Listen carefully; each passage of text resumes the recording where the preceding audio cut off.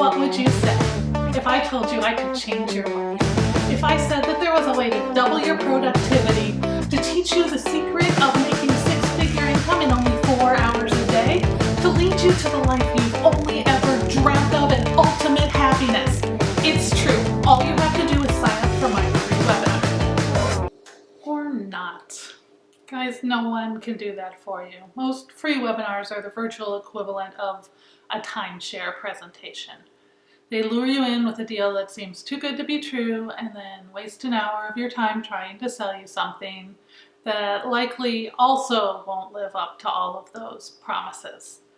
You shouldn't be counting on any online course to change your life. But does that mean it's not worth it to pay for courses at all? Let's talk about that. Both when you probably shouldn't be paying for course content and when it might actually be a good idea. And I want to be clear here. When I talk about online courses, I'm not talking about accredited degrees or certification programs. I'm just talking about independent online courses offered with video or text-based lessons, usually created by someone who's an expert in a particular field. So, the biggest reason you wouldn't want to pay for an online course is that you simply can't afford it. Between the internet and your local library, there's very little you can't learn without taking a class.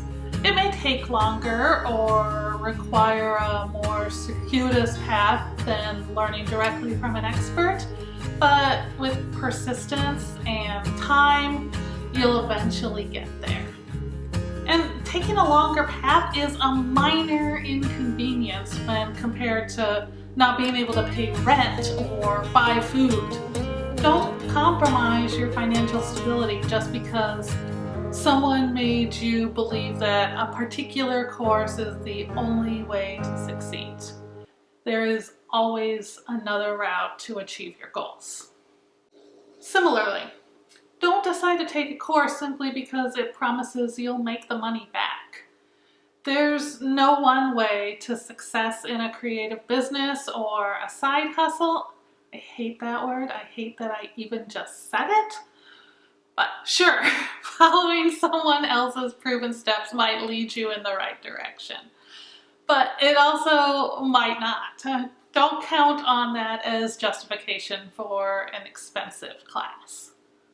Also, just because an instructor is successful does not mean they'll be able to translate their path for you.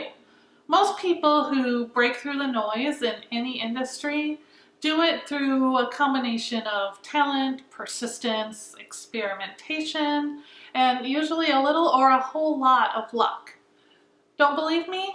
Listen to the How I Built This podcast from NPR. I will link it in the description for you.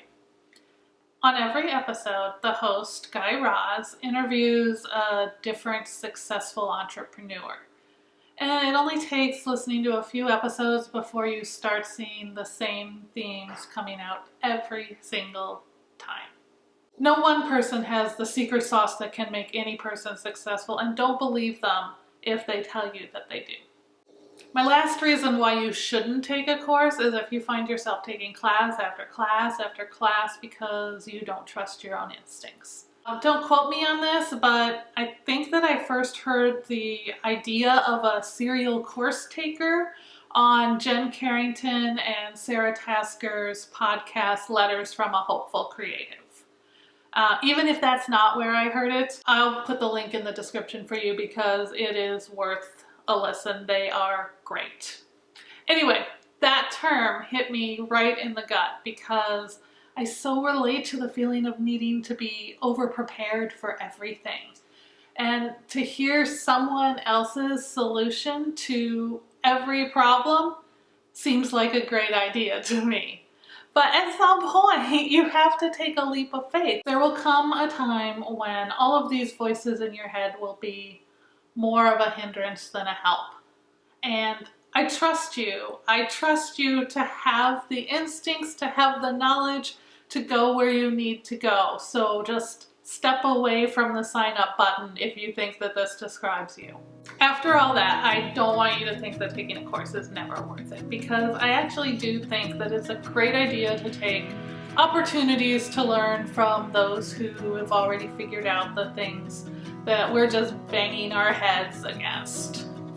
If you've been following someone for a while and their work and their approach really resonates with you, that's a good sign that a course from them is also going to work for you. Over the past couple of years, I took 2 courses from people I found online, one on Instagram and one on YouTube, and I knew going in that their values matched with my values, so it stood to reason that their courses would just be a really good fit for me. If you can afford it and you really enjoy a creator's free content, taking their courses is also a great way to support their actually being able to make a living, and it bolsters the creative economy from within. It's a win-win situation. You get to learn and grow, and creators get to make a living by sharing their skills and talents. Another upside of choosing courses from creators you know and love is that their community will probably be people similar to yourself.